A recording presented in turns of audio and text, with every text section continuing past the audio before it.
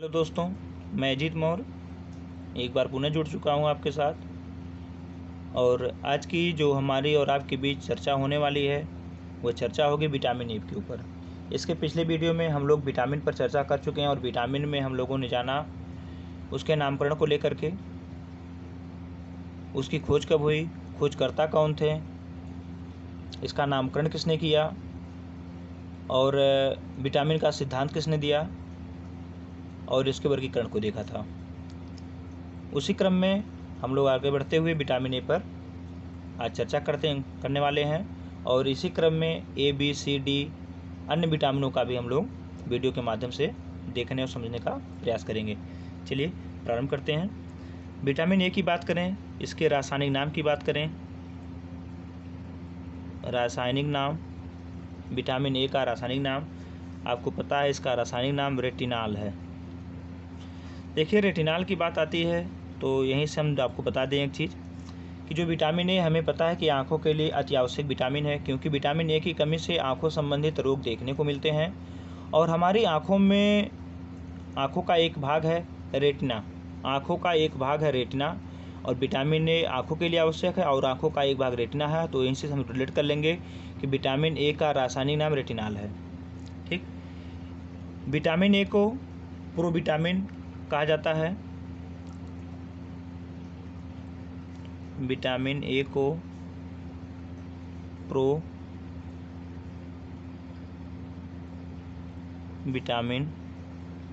कहते हैं। अब देखिए, प्रोविटामिन कहने का तात्पर्य क्या है।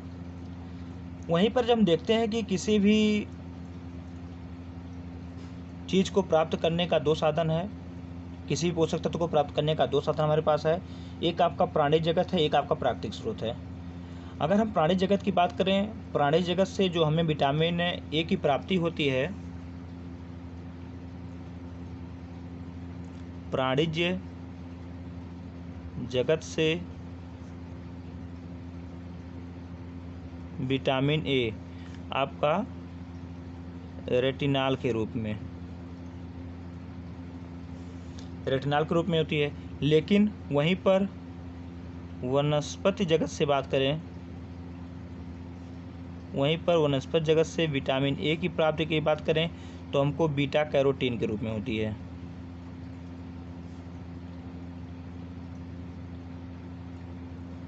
बीटा कैरोटीन के रूप में होती है। जब हमें विटामिन ए अपने मुख्य फॉर्म में आपके वनस्पति जगत से प्राप्त नहीं हो रही है, लेकिन जिस रूप में वनस्पति जगत में मिल रही है उस रूप को खाने पर, लेने पर हमारे शरीर के द्वारा इसे विटामिन ए के मुख्य रूप में परिवर्तित कर दिया जाता है। अब जब इसे मुख्य रूप में परिवर्तित किया जा रहा है तो कहाँ पे किया जा रहा है? आपके यकृत में। यानी कि यकृत जो है आपके बीटा कैरोटीन को रेटिनाल में बदल देगा। यकृत क्या करेगा? रेटिनाल में। और यहाँ से हमको विटामिन ए की प्राप्ति हो जा रही है। अर्थात प्रोविटामिन वह विटामिन है जो अपने वास्तविक रूप में ग्रहण नहीं हो रही है, बल्कि बीटा कैरोटीन के रूप में हो रही है। यानी कि कोई प्रोविटामिन वह विटामिन होती है जो कि अपने वास्तविक रूप में ना ग्रहण हो करके अन्य किसी रूप में ग्रहण तो की जाती है, लेकिन शरीर के आंतरिक अंगों के द्वारा उसे उस विटामिन के मूल रूप में परिवर्तित कर दिया जाता है, कर दिया जाता है। इस प्रकार के विटामिन को प्रोविटामिन के नाम से जानते हैं। तो यहाँ पे शायद आपका प्रोविटामिन कम समझ में आ गया होगा कि प्रोविटामिन क्या होता है। अब यहीं पे आपके सामने एक आपका शब्द आता है कैरोटीन। तो जो कैरोटीन आता है यह भी आपका 3 प्रकार का होता है। कैरोटीन 3 प्रकार का होता है। एक आपका होता है अल्फा कैरोटीन, एक आपका होता है बीटा कैरोटीन, एक आपका होता है गामा कैरोटीन। यही जो आपका बीटा कैरोटीन है यही आपका विटामिन ए का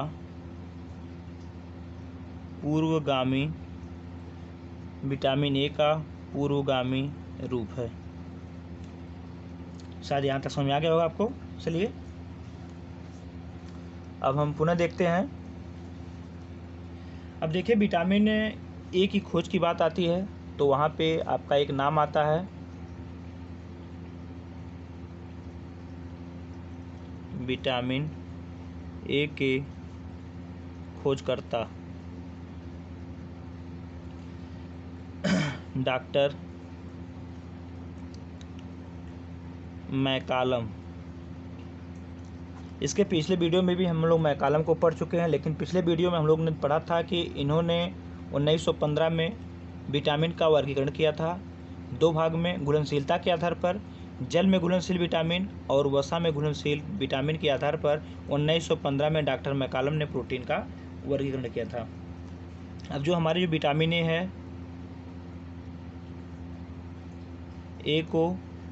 विटामिन ए को संक्रमण रोधी विटामिन, संक्रमण रोधी के साथ साथ प्रतिशुष्क नेत्रता,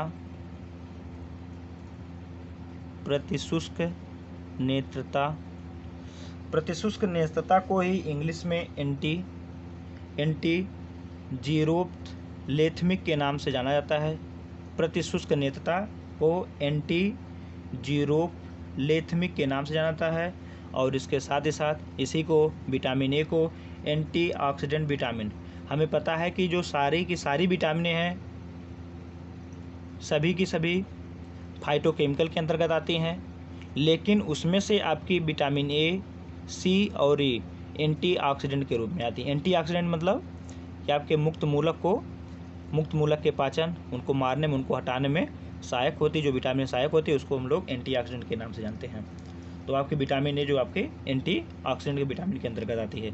यहाँ पे आपका 2 शब्द मिलता है आपको देखने को, वो आपका आता है एक संक्रमण रोधी और एक प्रतिशुष्क नेत्रता। इसी को एंटी जीरोप्थलेथमिक के नाम से जाना जाता है। अब देखिए संक्रमण रोधी की बात आती है, यानी कि विटामिन ए जो है हमको संक्रमण से बचाती है। अब संक्रमण से बचाने के कारण ही हम लोग देखते हैं कि 1 साल से कम आयु के बच्चों को इसकी खुराक दिया जाता है, टीके के रूप में विटामिन ए का खुराक दिया जाता है। अब आपसे यहीं से क्वेश्चन पूछता है कि 1 साल से कम आयु के बच्चे को विटामिन ए का कितना खुराक दिया जाता है। तो आप देख लीजिए, एक इंटरनेशनल यूनिट है, इसी में आपका क्वेश्चन दिया जाता है 1 लाख आयु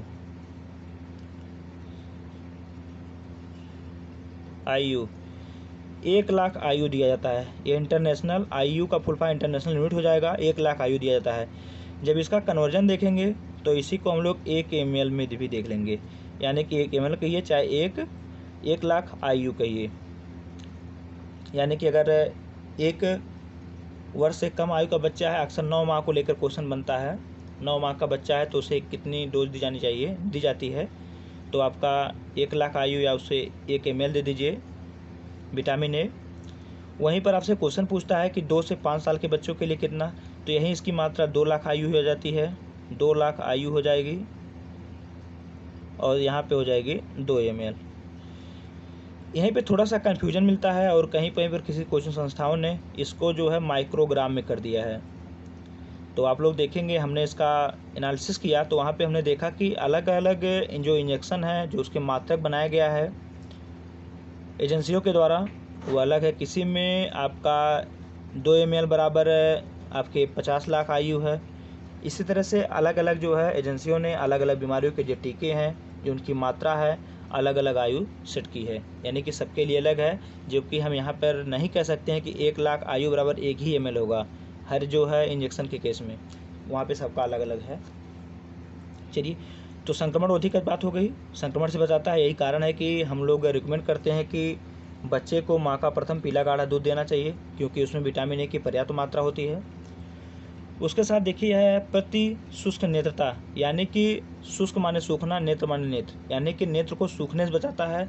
अब प्रतिशुष्क नेत्र में होता क्या है कि जब विटामिन ए की कमी होती है तो हमारे आँखों की जो श्लेष्मिक झिल्ली होती है यह सूख जाती है, श्लेष्मिक झिल्ली सूख जाती है। इसी कारण से इसे प्रतिशुष्क नेत्रता विटामिन भी कहा जाता है। अब अगला टर्म आता है एंटीऑक्सीडेंट।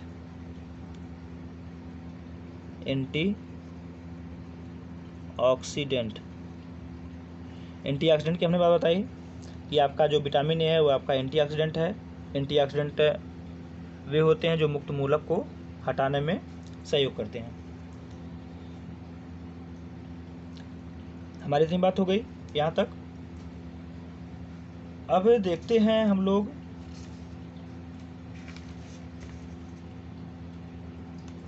विटामिन ए के वर्गीकरण को लेकर बात करेंगे। विटामिन ए का वर्गीकरण।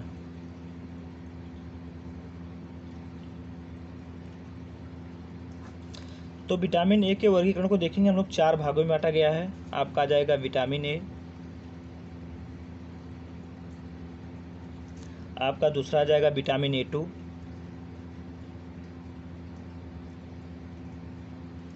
आपका तीसरा जाता है विटामिन ए एल्डिहाइड,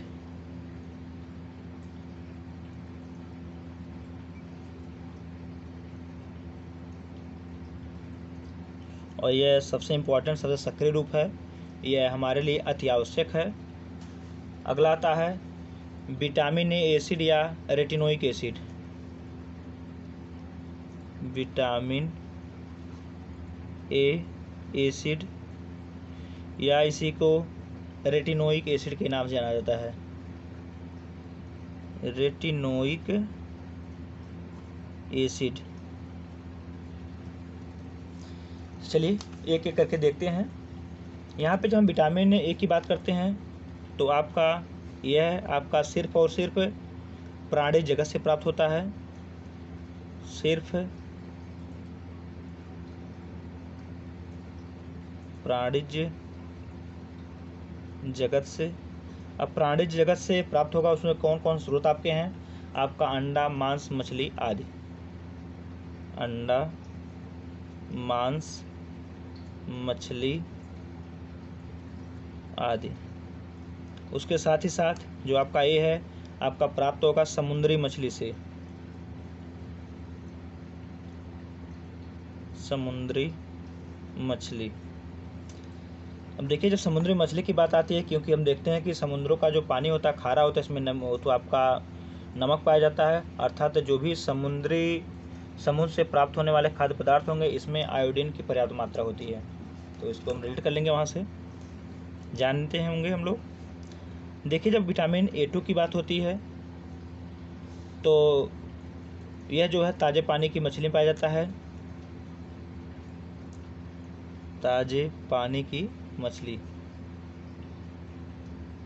ताजी पानी की मछली में पाया जाता है। अब ताज़ा पानी किसे कहते हैं? वह पानी जो हमेशा बहता हो, यानी कि एक जगह स्थिर ना हो, उसे हम लोग ताज़ा पानी कहते हैं। यह जो कम सक्रिय होता है, यानी कि विटामिन ए2 कम सक्रिय।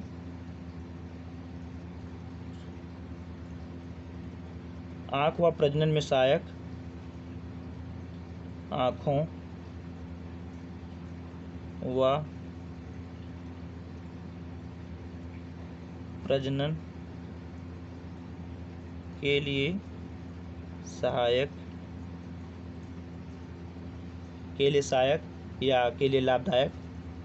आगे देखते हैं एल्डिहाइड की, बहुत इंपॉर्टेंट है और इसमें एक आपका अति महत्वपूर्ण पॉइंट बनता है जिसे हमें याद रखना चाहिए, जो आपके परीक्षा का भाग बनता है। ये देखिए अति आवश्यक है, ये अति आवश्यक। यह आँखों को सही स्थिति प्रदान करता है। क्या करता है? आँखों को सही स्थिति प्रदान करता, आँखों को सही से प्रदान करता है। यह आँखों की कोशिका में उपस्थित, अगला देखिए, यह आँखों की कोशिका में उपस्थित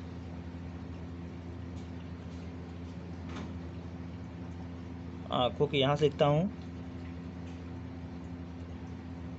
कोशिका में उपस्थित रोडोक्सिन व आयोडेक्सिन उपस्थित रोडोक्सिन व आयोडोप्सिन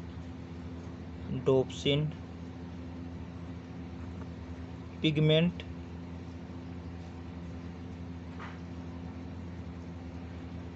में उपस्थित होता है। और यही क्वेश्चन आपसे बार बार पूछा जाता है, कहाँ उपस्थित होता है? तो यह आँखों की कोशिका में उपस्थित, आँखों की कोशिका के, यहाँ पे के कर लीजिए, आँखों की कोशिका के रोडोक्सिन व आयोडोप्सिन पिगमेंट में उपस्थित होता है। और बहुत इम्पोर्टेंट बात है, तो इसे हमें ज़रूर याद रखना होगा। देखिए इसकी बात आती है तो एक ही पॉइंट यहाँ से है, जो हमारी रेटिनोइक एसिड है, इसका रेटिनाल में परिवर्तन नहीं होता है। इसका रेटिनाल में परिवर्तन नहीं, इसका रेटिनाल में परिवर्तन नहीं होगा। चलिए अब हम लोग देखेंगे विटामिन ए के कार्य।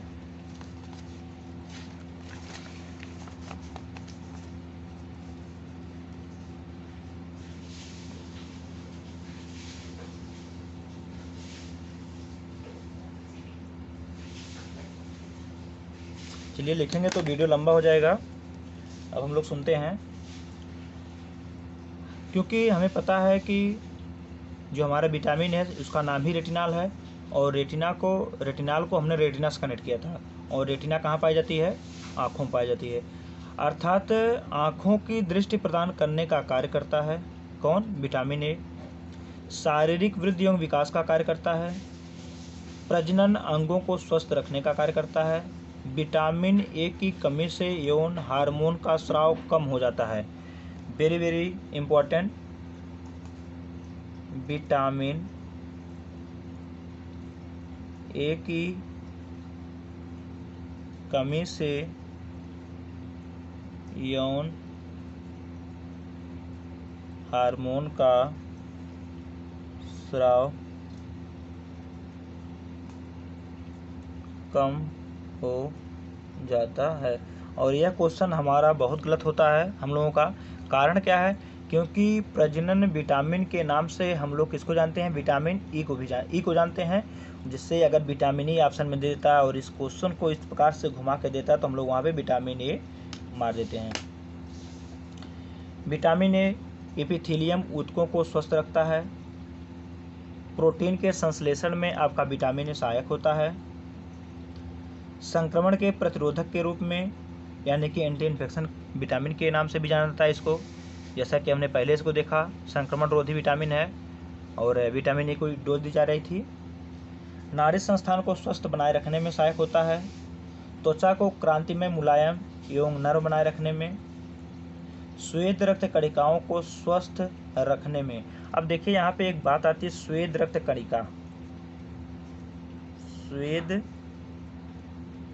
रक्त कणिका, आपको पता है श्वेत रक्त कणिका का तो इससे WBC से है, यानी कि WBC को स्वस्थ रखने में सहायक होती है कौन सी? Vitamin A. यहाँ पे श्वेत रक्त कणिका की बात हो गई। वहीं पे जब हमारी बात होती श्वेत कणिका की बात, सिर्फ आपसे कहा जाए श्वेत कणिका की बात हो, सफ़ेद कण की बात हो, सफ़ेद कणिका की बात हो, तो आपकी कौन सी अब बात आती है? तो आपकी WBC की बात होती है। चलिए अब देखते हैं कि विटामिन ए की कमी। तो विटामिन ए की कमी को देखेंगे कि विटामिन ए की यदि हमारे शरीर में कमी हो रही है तो क्या लक्षण हमको देखने, क्या इसके नुकसान है।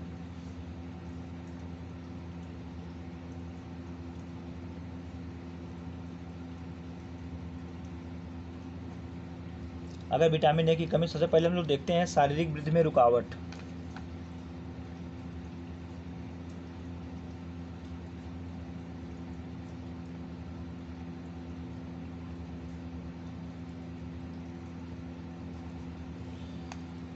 विटामिन ए की कमी से हड्डियों का विकास ठीक प्रकार से नहीं हो पाता है। विशेषकर इससे जो प्रभावित होती है आपकी खोपड़ी की हड्डियाँ होती हैं। खोपड़ी की हड्डियाँ होती हैं जिससे इनका विकास नहीं हो पाता है, जिससे खोपड़ी का क्षेत्रफल कम रह जाता है।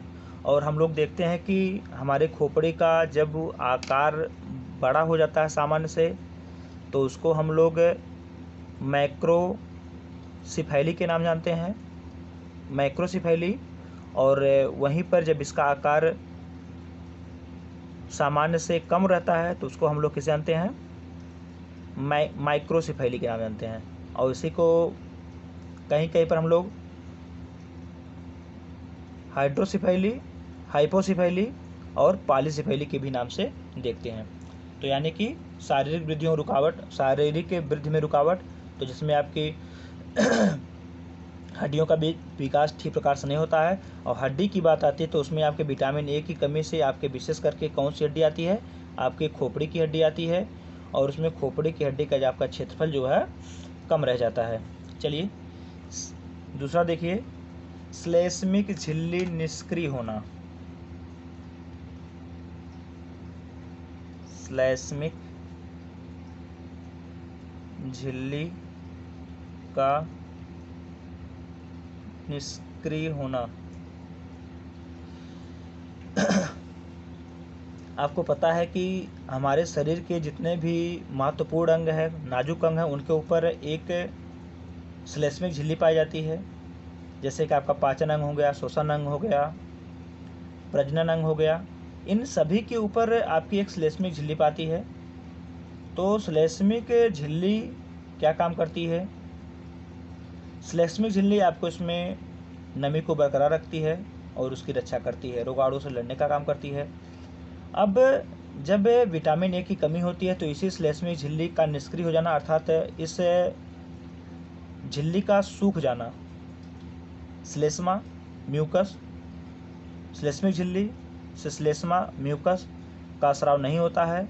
आपको पता है कि जो म्यूकस है, जैसा कि आप लोग देखते हैं कि कान में म्यूकस का काम होता है कि जो भी गंदगी कान के माध्यम से धूल के कण आज प्रवाहित कर रहे हैं उसमें चिपक जाते हैं, जिसको हम लोग खोट के रूप में निकाल देते हैं।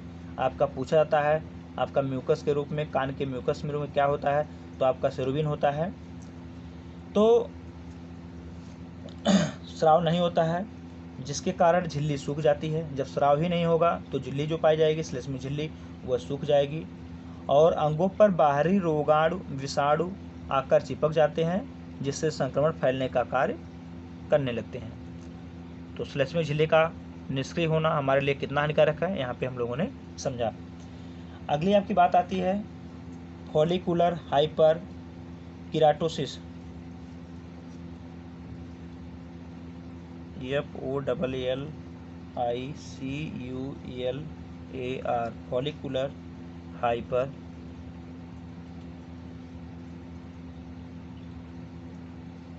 टोसिस। अब देखिए यहाँ हाइपर आ गया, आपका आ गया, एक आपका हाइपर आता है, एक आपका हाइपो आता है, हाइपर हाइपो। तो देखिए वहाँ से हम लोग तो जोड़ देते हैं, लेकिन यहाँ पे देखते हैं किस प्रकार से काम करता है। यह है आपका हाइपर हाइपो। तो फॉलिकुलर हाइपर केराटोसिस जो है आपके विटामिन ए की कमी से पसीने की श्वेत ग्रंथि सही तरीके से कार्य नहीं कर पाती हैं। जो आपकी ये समस्या है, आपकी जब शरीर में विटामिन ए की कमी होगी तो आपकी जो श्वेत ग्रंथियाँ हैं, जो पसीने की ग्रंथियाँ हैं, वे सही प्रकार से कार्य नहीं कर पाती हैं, जिसके कारण से शरीर से पसीना बाहर नहीं निकलता है। परिणाम स्वरूप त्वचा पर छोटे छोटे दाने, बेरुखी त्वचा, आयताहीन त्वचा हो जाती है। अब अगर हम इसको अपने दैनिक जीवन से रिलेट करें तो हम लोग देखते हैं कि हम लोग छोटे बच्चों को बेबी जॉनसन पाउडर आता है, बहुत बारीक होता है और उसको हम लोग बहुत मालिश करते हैं, तमाम प्रचार देता है, ऐड देता है। लेकिन उसी पर आपके 2-4 साल पहले एक चर्चा में आया था वो कि उसको जो पीसा जाता है इतना बारीक होता है, जो हमारी श्वेत ग्रंथियाँ होती हैं, पसीने की ग्रंथियाँ होती हैं, इनके ग्रंथियों में जाकर ब्लॉकेज कर देता है, यानी उनको बंद करने का काम करता है। जब उनकी ग्रंथियाँ बंद हो जाती हैं, उनके जो मुख होते हैं बंद हो जाते हैं, उस पर जाके जम जाता है, तो पसीना बच्चे को नहीं होगा। जब पसीना नहीं होगा तो जाहिर सी बात है कि पसीने के माध्यम से हमारे शरीर के कई सारे अपशिष्ट पदार्थ हैं जो कि द्रव के रूप में बाहर निकलते हैं। आपका नमक हो गया, ऐसे कई सारे हानिकारक पदार्थ हैं जो कि पसीने के माध्यम निकलते हैं, नहीं निकल पाता है, जिससे स्किन कैंसर की समस्या बढ़ जाती है। तो इसको तो हमने वहाँ पे रेड कर दिया। अब देखिए उसके साथ ही साथ जब आपके विटामिन ए की कमी होगी तभी अच्छे से कार्य नहीं कर पाएंगे श्वेत ग्रंथियाँ, और यानी कि तभी आपका स्किन कैंसर की संभावना होगी। छोटे छोटे दाने, बेरुखी त्वचा, यानी कि आप लोग देखते हैं कि जो आपकी त्वचा से वहाँ से आपका जो फैट है, वसा है, वहाँ से हल्का चिपचिपा पदार्थ निकलता रहता है, जिससे हम लोगों की त्वचा बेरुखी हुई नहीं बल्कि क्रांतिमय दिखती है। हम लोग देखते हैं रूखी त्वचा, तो उसमें हम लोग क्या लगाते हैं, आयल लगा देते हैं, तो देखते हैं कि एक क्रांतिमय त्वचा प्राप्त हो जाती है। लेकिन ये हमारी बॉडी स्वयं करती है, जब उसमें कुछ डिफॉल्ट होता है, कुछ कमी होती है, किसी भी तरह कोई बीमारी लग जाती है, तब वो अपना कार्य स्वयं नहीं कर पाते, जिससे हम लोग रूखी त्वचा दिखती है। चलिए और देखते हैं आपकी जो फॉलिकल हाइपर केटोसिस है, इसमें आपका कछुए की त्वचा के समान हो जाती है। इसमें त्वचा कछुए की त्वचा के समान हो जाती है और कछुए को टोड कहते हैं, TOD, टोड स्किन।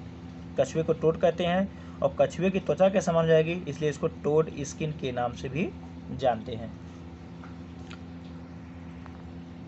ये हो गया। अब विटामिन जब ए की कमी होती है तो हम लोग देखते हैं गुर्दे की पथरी। आपसे बार बार क्वेश्चन पूछता है जो गुर्दे की पथरी किससे बनी होती है,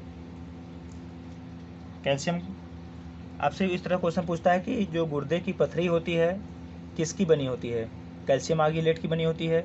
मूत्र नलिका में पथरी देखी जाती है जब भी आपकी विटामिन ए की कमी होती है, यानी कि गुर्दे की पथरी, मूत्र नलिका की पथरी देखी जाती है। और इसमें विटामिन ए की कमी होने पर, इसके पहले हम लोगों ने पढ़ा है कि आपकी प्रजनन विटामिन है, और इसकी कमी होने से जो हमारे प्रजनन हार्मोन है उनका स्राव जो है बाधित होता है विटामिन ए की कमी से। यानी कि एक प्रकार से इस प्रकार से कह सकते हैं कि विटामिन ए की कमी से प्रजनन शक्ति का ह्रास होता है, और पुरुषों में, विशेष करके पुरुषों में शुक्राणु कम हो जाते हैं। चलिए अब यहीं पे एक टर्म आपको और हम बता दें कि जो पुरुष में जो शुक्राणु बनते हैं, जबकि महिला का जो अंडाणु होता है उनमें बनने का कार्य नहीं होता, बल्कि उनमें पहले से ही 4 लाख, 6 लाख, 10 लाख आपके अंडा होते हैं। सिर्फ और सिर्फ यही अंडा आपके 28 दिन के चक्र में परिपक्व होते रहते हैं, यानी कि समय के साथ इनकी संख्या घटती जाती है, जिससे ये हम लोग देखते हैं कि महिला की जो फर्टिलिटी है, यानी कि बच्चा पैदा करने की जो क्षमता है, एक उम्र के साथ समाप्त हो जाती है। जबकि वहीं पर एक पुरुष अगर स्वस्थ है तो वह लगभग आपके महिला की अपेक्षा लंबे समय तक किसी भी आपके अंडे को फर्टिलाइज कर सकता है। चलिए, यानी कि उसमें शुक्राणु का निर्माण होता रहता है। अब हम लोग देखेंगे कि विटामिन ए की कमी से होने वाले रोगों का क्रम, जो कि आपके नेट में पूछा जाता है। विटामिन ए की कमी से होने वाले रोगों का क्रम। अब इसमें से हम सभी की चर्चा नहीं करेंगे, लेकिन आपसे कुछ बताएंगे और इनके क्रम को हमें याद रखना होगा और बहुत इम्पोर्टेंट है। चलिए यहीं पर चर्चा करते जाते हैं। सबसे पहले बात आती है कि जब भी विटामिन ए की कमी होती है तो सबसे पहला लक्षण क्या दिखता है, रतौंधी, नाइट ब्लाइंडनेस, रतौंधी की बात आती है। तो विटामिन ए का प्राथमिक लक्षण है, और ये हमारी आँखों की 2 प्रकार की जो कोशिकाएं पाई जाती हैं रतौंधी में। हमारे आँख में 2 प्रकार की कोशिका पाई जाती है रतौंधी का, यानी कि जब सबसे विटामिन ए की कमी का पहला लक्षण है वो आपका क्या है, रतौंधी है। अब रतौंधी को समझने का प्रयास करते हैं। देखिए बहुत इंपॉर्टेंट, इसको आप लोग ध्यान से देखिएगा और सेट करिएगा। हमारे जो आँखों में 2 प्रकार की कोशिका पाई जाती हैं, 2 प्रकार कोशिका। एक आपकी होती है रॉड, एक आपकी होती है कोन।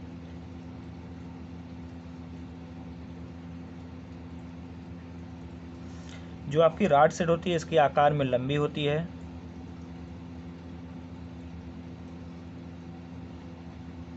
आकार में लंबी होती है, इसीलिए इसको रॉड के रूप में होती है, छड़ के रूप में लंबी होगी, इसको रॉड सेल कहते हैं।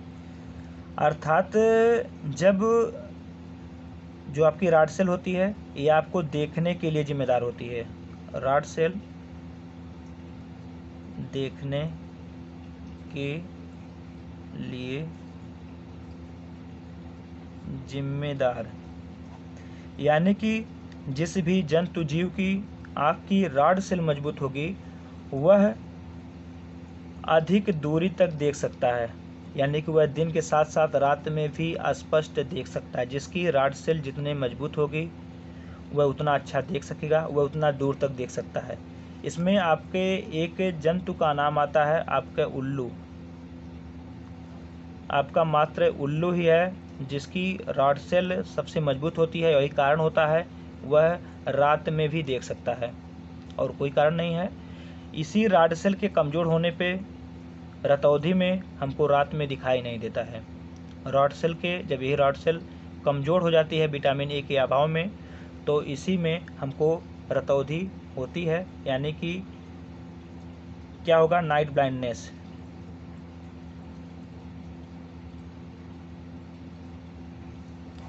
नाइट ब्लाइंडनेस क्या होगा,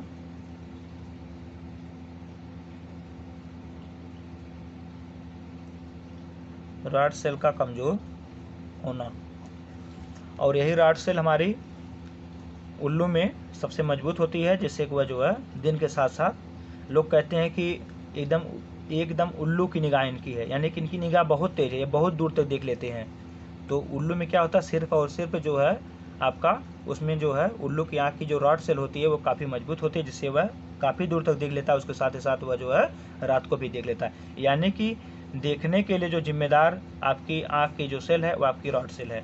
वहीं पर दूसरी जो सेल की बात आती है आपकी कोन सेल। इसका आकार कुछ इस प्रकार से कोन की तरह होता है। जब कोन सेल की बात आती है तो हम लोग कोन सेल के माध्यम से रंगों का विभाजन करते हैं। अब देखिए, अगर इसको हमें ऐड करना है तो हम लोग अगर फिजिक्स में जब पढ़ते हैं तो प्रिज्म पढ़ते हैं। प्रिज्म कुछ इस प्रकार का होता है, और प्रिज्म को वर्ण विक्षेपण, कलर, प्रकाश का वर्ण विक्षेपण करते हैं। सूर्य से आने वाले प्रकाश को 7 रंगों में, वैनिया, पिनाला, बिग ब्योर, तो वहाँ पे हम लोग प्रकाश की बात करते हैं, वहाँ से रंग हम लोग देखते हैं प्रिज्म के माध्यम से, और उसका भी कैसा आकार होता है, कोन की तरह होता है। अर्थात जो कोन सेल होती है यह रंग पहचानने के लिए जिम्मेदार होती है, रंग पहचान के लिए जिम्मेदार। जब यही आपकी कोन सेल प्रभावित होती है तो व्यक्तियों में पाए जाने वाला जो रोग है कलर विजन,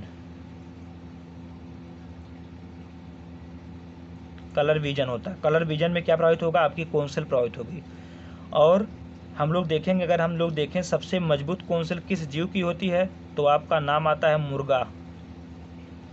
मुर्गा का नाम आता है, इसकी कोन सेल काफ़ी मजबूत होती है, जिसके कारण ही वह भोर में आपके आसमान के बदलते रंग को पहचान लेता है, जिससे वह जान जाता है कि सुबह होने वाली है। इसी के कारण है कि हम लोगों से पहले जो मुर्गा होता है चिल्लाने लगता है। तो इतनी बातें हो गई रॉड सेल को लेकर और कोन सेल को लेकर के। और यहाँ से आप लोग निश्चिंत रहिएगा कि जो रॉड सेल होती है वह देखने के लिए जिम्मेदार होती है, और इसकी जब इसमें विकृत पाई जाती है तो हमें नाइट ब्लाइंडनेस होता है, और वहीं पर जब कोन सेल में विकृत पाई जाती है तो हमको कलर विजन होता है। और रॉड सेल सबसे मजबूत उल्लू में होती है, और कोन सेल सबसे मजबूत मुर्गे में होती है। और आपसे क्वेश्चन भी पूछा जाता है सबसे ज़्यादा कलर पहचानने वाला जो जीव है वो आपका मुर्गा है। तो पहला रोग आपका रतौंधी हो गया। आपका दूसरा रोग होता है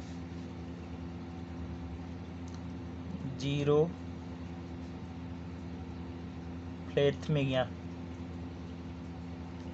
जीरोफ्लेथमिया की बात आती है तो इसमें क्या होता है, इसमें आंखों की कार्निया की श्लेष्मिक झिल्ली सूख जाती है। जैसा कि हमने अभी पिछली वीडियो में फ्लेथमिया के बारे में बात किया था जीरोफ्लेथमिया में, तो इसमें आपका म्यूकस का स्राव बंद होकर करके म्यूकस का स्राव बंद होता है और आपकी जो कि श्लेष्मिक झिल्ली है, आंखों की श्लेष्मिक झिल्ली, कार्निया की श्लेष्मिक झिल्ली सूख जाती है। अगला तो आपका आता है बाइटॉट स्पॉट।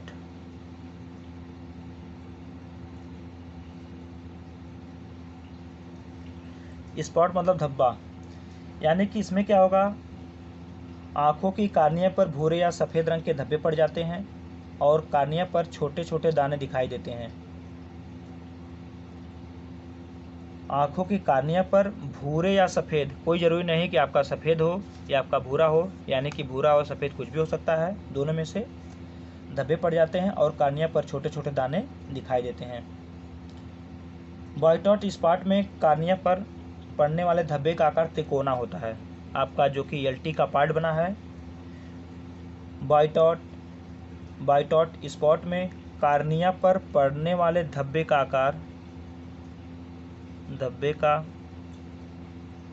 आकार त्रिकोना होता है, त्रिकोना। तो आपका बाइटॉट स्पॉट से हो गई बात। इसी में अगले बात करेंगे फोटोफोबिया। नेक्स्ट बीमारी, ये आपका बढ़ता हुआ क्रम है। सबसे पहले रतौंधी दिखेगा, फिर आपका जो है ज़ीरोफ्थलेथमिया दिखेगा, फिर बाइटॉट स्पॉट दिखेगा, फिर आपका फोटोफोबिया। फोटोफोबिया, फोटो के अगर फोटो से हम रिलेट करें कि हमारा फोटो कब अच्छा आता है, जब प्रकाश में हम होते हैं, प्रकाश। और मुझे पता है फोबिया का तात्पर्य होता है भय, डर, यानी कि प्रकाश से डर। अब इसमें देखिए, प्रकाश से डर यानी कि उसको जब सहन करने की क्षमता नहीं होगी, इसमें प्रकाश की असहनशीलता के रूप में समझा जा सकता है। इसमें जब आंखों पर प्रकाश पड़ता है तब आंखें असहज महसूस करती हैं और आंखों में दर्द, आंखों का लाल होना आदि लक्षण दिखाई देते हैं। इसे हीलियोफोबिया भी कहते हैं। इसे HILIO हीलियोफोबिया भी कहते हैं। यानी इसमें प्रकाश से आंखें हमारी असहज महसूस करती है और आंखों में दर्द होता है, आंखें लाल हो जाती हैं, और इस घटना को फोटोफोबिया को ही हीलियोफोबिया के नाम से जाना जाता है। अगला पॉइंट देखिए, आपका आता है जीरोसिस।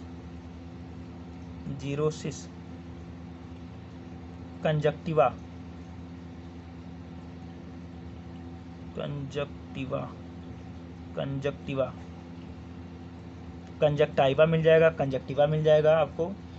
इसमें आंखों की कंजक्टिवा सूख जाती है और झुर्रीदार हो जाती है।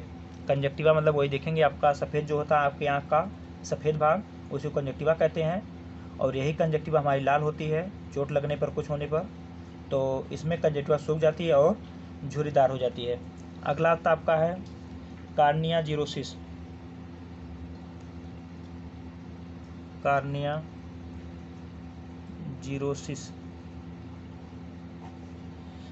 जीरोसिस में क्या होता है, इसमें आंखों की आंसू ग्रंथि सूख जाती है तथा आंसू का निकलना बंद हो जाता है। कार्निया जीरोसिस, इसमें आंसू की ग्रंथि सूख जाती है और आंसू का निकलना बंद हो जाता है। और हमें पता होना चाहिए, जो हमारा आंसू है इसमें आपका एक लाइसोजाइम नामक तत्व पाया जाता है, जो कि आपके आंखों में पहुंचने वाले सूक्ष्म जीवों कीटाणु को मारने का कार्य करता है। तो आपका पूछता है कि आपके आंसू में एक आपका कौन सा तत्व पाया जाता है जो कि आपके कीटाणु को यानी कि मारता है, तो आपका लाइसोजाइम है। अगला आपका आता है कैरेटोमलेशिया।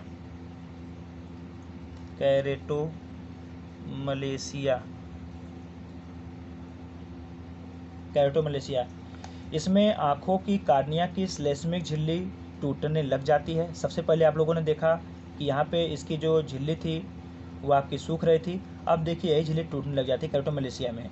इसमें आँखों की कार्निया की श्लेष्मिक झिल्ली टूटने लग जाती है और भीतरी हिस्से में चुभने लगती है, जिससे आँखों में घाव हो जाता है, कैरेटोमलेशिया। अब श्लेष्मिक झिल्ली टूटेगी और जो आपको पता है जब टूटता कोई चीज़ है तो वह छोटे छोटे कण में हो जाएगा और वह हमको चुभने लगता है और जिसके कारण घाव हो जाता है। अगली स्थिति आती है ग्लूकोमा। ग्लूकोमा, यह कैरोटोमलेशिया का ही भयानक रूप है, यानी कि इसमें भी आपकी जो श्लेष्मी झिल्ली टूट चुकी है और इसी का ही भयानक रूप है ग्लूकोमा।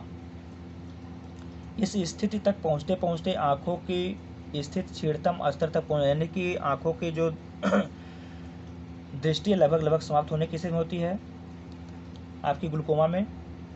अगला आपका आता है corneal scar.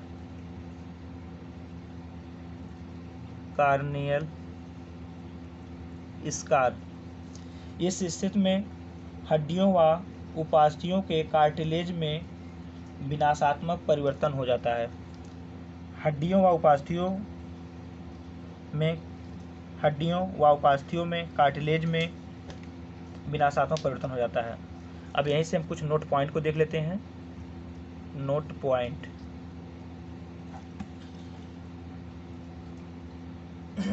Vitamin A, retinal, इसके पाचन और अवशोषण के लिए पित्तरस, बाइल जूस एवं वसा की उपस्थिति अनिवार्य है। पहला पॉइंट हो गया। दूसरा हम लोग देख लेंगे हैं, आँखों की रेटिना में विटामिन ए का ऑक्सीकरण होता है, जिसमें विटामिन ए एल्डिहाइड में बदलकर आँखों को देखने की शक्ति प्रदान करता है। आँखों की रेटिना में विटामिन ए का ऑक्सीकरण होता है, जिसी के कारण विटामिन ए एल्डिहाइड में बदलकर, आपने देखा था विटामिन ए एल्डिहाइड हमारे लिए अति आवश्यक है और उसके पिगमेंट में उपस्थित होता है, बदलकर आँखों को देखने की शक्ति प्रदान करता है।